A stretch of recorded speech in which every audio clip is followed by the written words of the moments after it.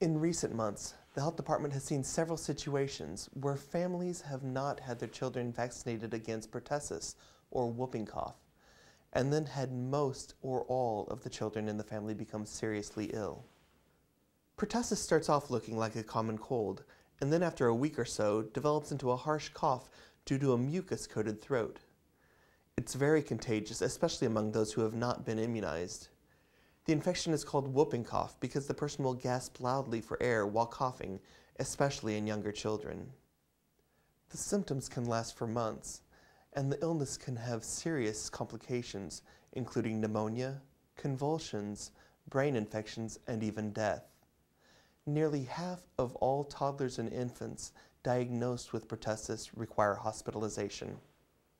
The health department and most pediatricians and family doctors offer a series of vaccines for pertussis as part of the regular infant and childhood immunizations called DTaP and Tdap. Both of these vaccines protect against pertussis and two other diseases, diphtheria and tetanus. For maximum protection, a child should get a DTaP shot at 2, 4, and 6 months, at somewhere between 15 and 18 months, and again before entering school at 4 to 6 years old. Because the protection against pertussis may weaken, they will need a booster shot called Tdap at about 7 or 8 years, and then again 10 years later.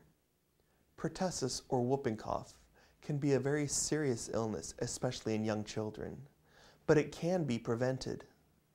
Childhood immunizations are available at the health department during regular clinic hours. For more information on childhood immunizations, call your family doctor or pediatrician or visit the health department's website at www.kcmo.org/health.